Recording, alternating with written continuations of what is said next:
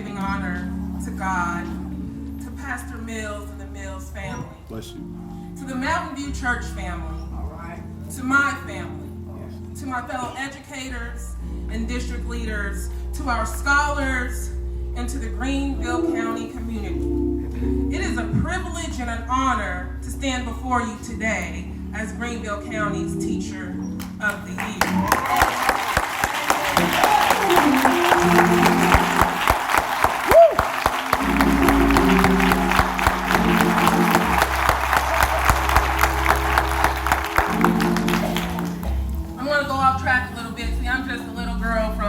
Washington, who was planning her path to be a social worker, but it's amazing to see how God is good, because when you plan your path, sometimes God tells you, no, you're going to go down a different path. Right. And the path he made me go down was a path of education, because I saw the destruction happening in my community, and that path has led me to you. And I have been so touched this morning, and I want to thank you for allowing me to worship with you this morning. God bless you. Bless you. Bless you.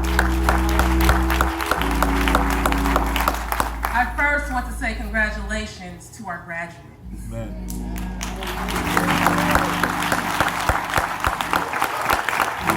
We applaud you, and I also would like to say congratulations to their families. Amen. Amen.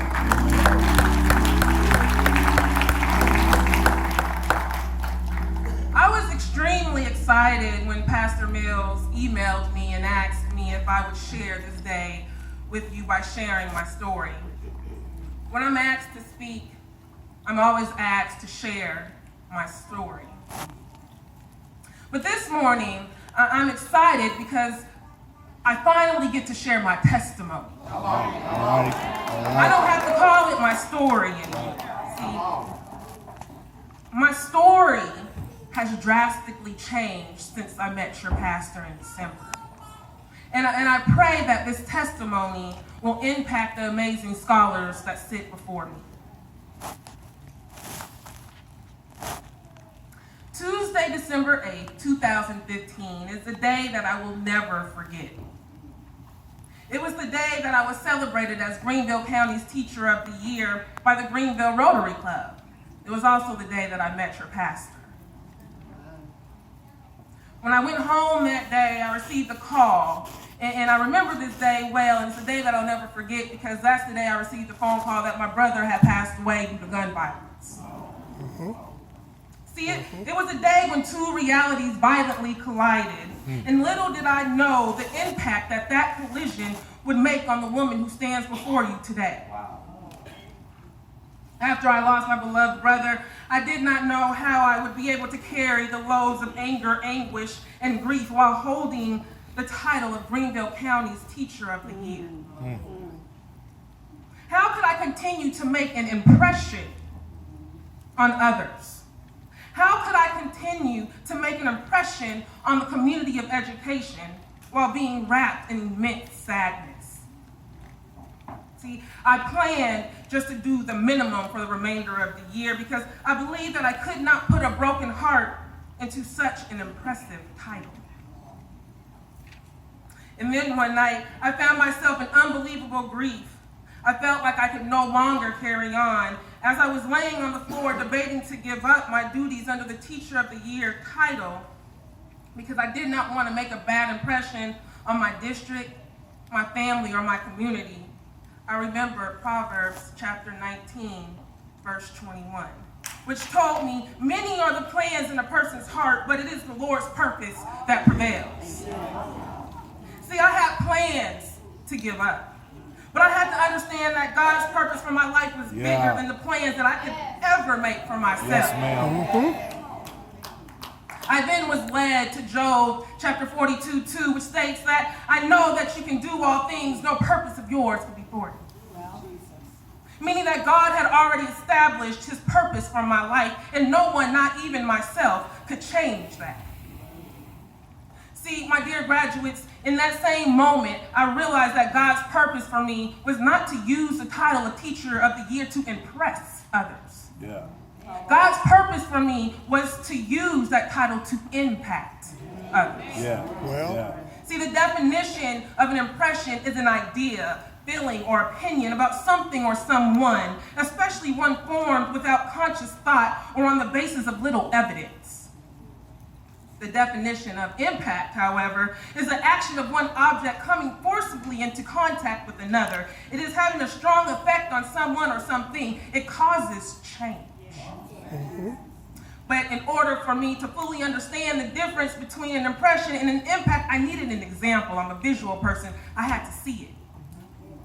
I needed to find one whose life clearly exemplified the difference between making an impression and making an impact. All of a sudden, I began thinking about a close and dear friend of mine. I thought about what would happen if my friend attended one of my Teacher of the Year events such as this one. See, if my friend was able to physically come and join us this morning, he would not make a very good impression. He would not have pulled up this morning driving a BMW or a Mercedes. My friend would have pulled up on a donkey. All right. See, when my friend stepped into the church, you would not see him step in with a fresh pair of Gators or a fresh pair of Stacey Adams. See, rather you would see him step in with tattered and worn sandals. Well, See, you wouldn't see my friend in a Ralph Lauren, Calvin Klein, or a tailor-made suit. well, Rather, you would see him in a plain robe. When you inquired about his life, he would simply say he started his life out as a carpenter and went on to become a preacher. If you went to ask him what college he attended and to attain his degree, he wouldn't be able to brag on receiving a degree from the University of South Carolina or Clemson. See, he wouldn't have the letters such as BA, BS, MA, MS, or PhD behind his name. come on. Well, See, the only letters in his name are J, E, S, U, S.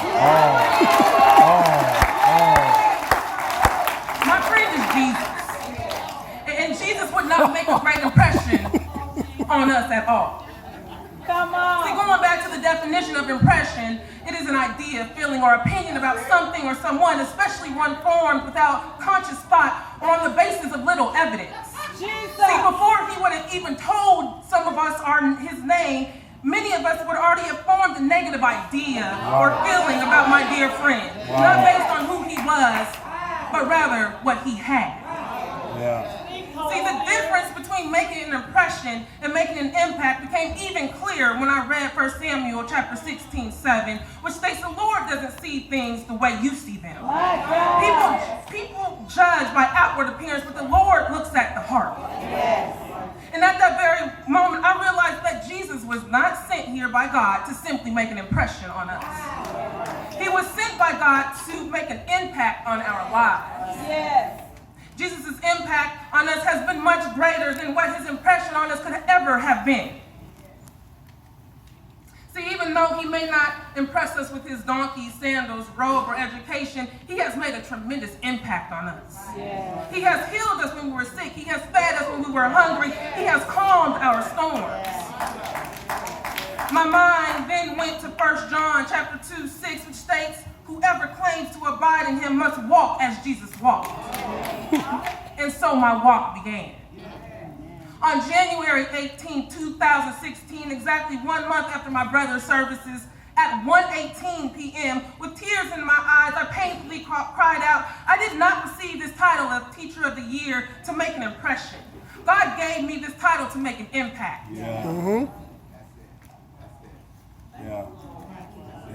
And at that exact moment, I realized I was given this title to do more than impress by buying pretty dresses and making speeches. I had to use this title to make an impact on my community. Yeah.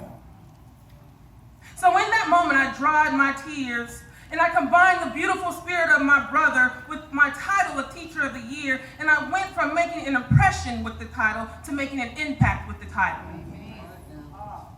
By bringing those two together, I found my purpose, and that purpose is called Faith to Read, and I'll tell you how good God is. The young woman who I'm doing this program with is in this church today, Awesome. And I thank you for coming. Amen.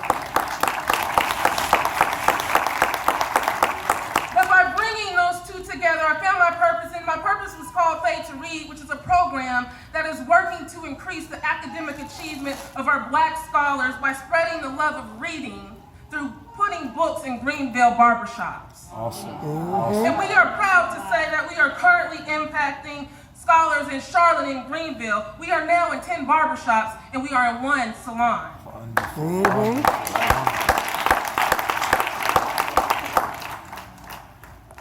As someone once said, at the end of the day, it's not about what you have or even what you've accomplished. It's about who you've lifted up, who you've made better. It's about what you've given back. My dear graduates, I came by to tell you this morning that the love given by your families in order for you to be where you are today and in order for you to go on to where you are destined to be was not given for you to impress others. Come on. It was given for you to make an impact on those around you. Yes. See, the sacrifice made by you and your families in order to be where you are today and in order for you to go on to where you are destined to be was not given for you to impress those around you. It was given for you to impact those around you. Amen. The hard work you put in to be where you are today in order for you to go on to where you are destined to be was not put in for you to impress those around you. That hard work was put in for you to impact others around you. See, God has not brought you this far just for you to impress those around you. He brought you this far for you to make an impact. Yeah. Well, Graduates, you are beginning a beautiful part of your journey where you are getting ready to become who you are destined to be. But I want you to remember that whatever you are destined to do, you are not destined to do it to impress. You are destined to do it in order to make an impact. yeah. Again, I want to say congratulations. We are extremely proud of you. May God continue to bless your journey, and I am excited to see the impact you will make in your community and beyond. Thank you, and God bless.